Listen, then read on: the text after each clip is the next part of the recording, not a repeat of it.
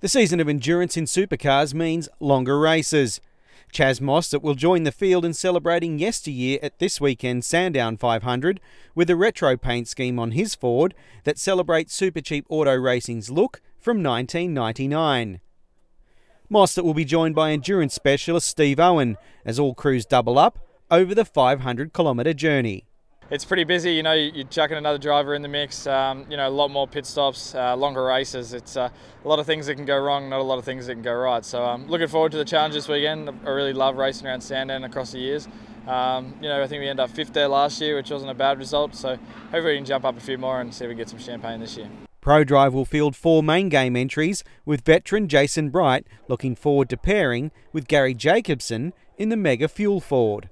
We're running 6 cars this weekend at Sandown with 2 cars in the development in the Super 2 series as well. So it's good Gary will get the miles in that car as well. The cars are very similar, so I think that'll certainly help us be right up to speed. Endurance racing calls on all parts of the crew to do their job, with teamwork being critical on and off the track. Sandown, the first enduro is always the hard one. You see a lot of mistakes there. It's a track that, considering it looks quite simple on a track map, you do see a lot of unforced errors there, both in the pits and on the track. So, it's one about keeping your nose clean. Weather will probably play a big part, as it always does, and looking at the weather Friday, Saturday, it's not going to be that much fun off the track either.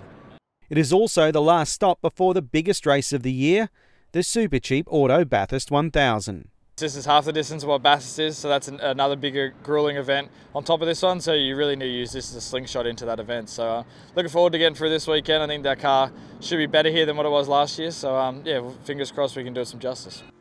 Practice gets underway on Friday, with the 161-lap race set down for Sunday afternoon.